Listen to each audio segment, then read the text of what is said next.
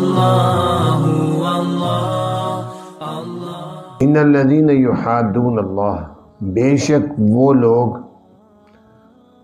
جو مخالفت کرتے ہیں اللہ اور اس کے رسول کی، اولئک فی الاذلین، یہ لوگ ذلیل ترین لوگوں میں سے ہوں گے۔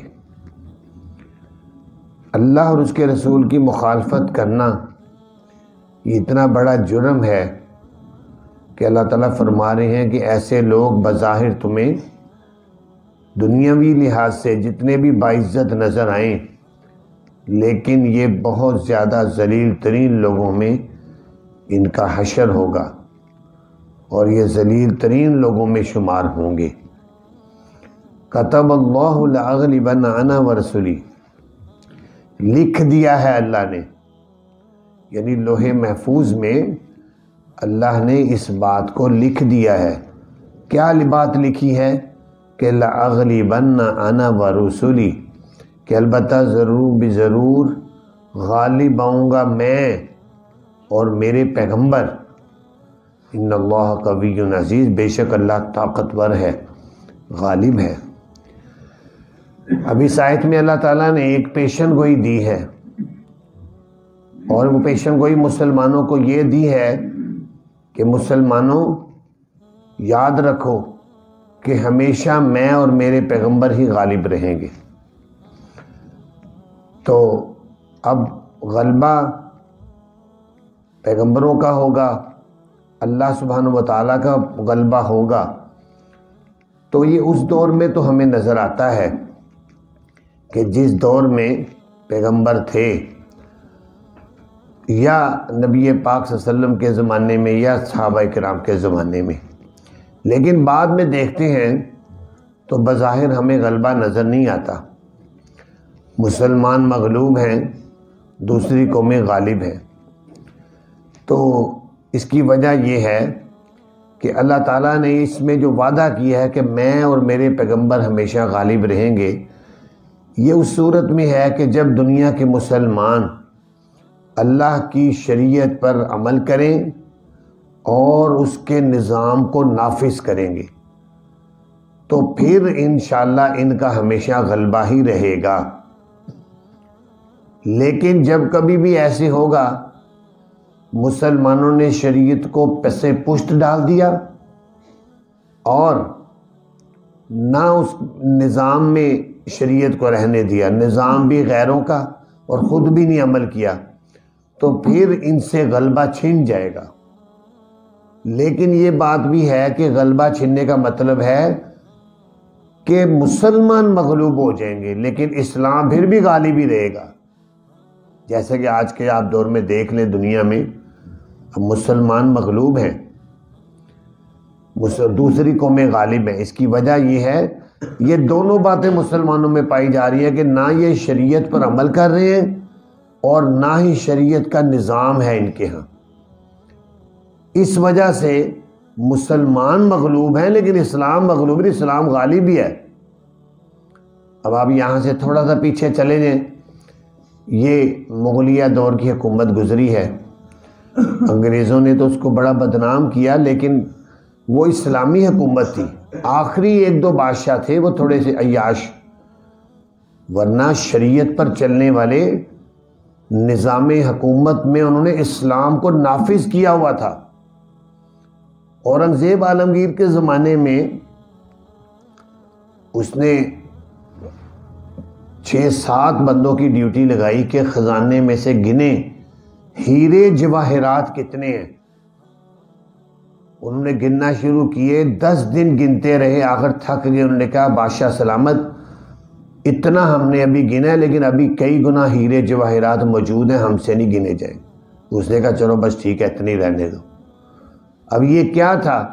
اللہ کی مدد و نصرت، اسلام کا غلبہ تھا، اسلام غالب تھا، مسلمان دین پر عمل کرتے تھے۔ اور کیسے عمل کرتے تھے؟ آپ دیکھ لیں، یہ جہانگیر کا مقبرہ ہے، اس کے ساتھ ہی آصف جاہ کا مقبرہ ہے۔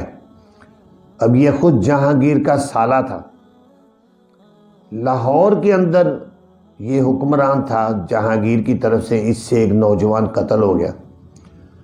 شریعت کے مطابق مقدمہ دائر ہوا اور فیصلہ یہ ہوا کہ یہ قتل ہوگا، لیکن اگر یہ اپنے مقتول کے ورثاء کو راضی کر لے تو پھر اس کی قتل چھوٹ سکتا ہے، ورنہ قتل نہیں چھوٹے گا، اس کو قتل ہونا پڑے۔ مقتول کے ورثاء نے کہا جو مرضی ہو جائے، ہمارا بندہ قتل ہوا ہے، ہم نے قتل ہی کروانا ہے۔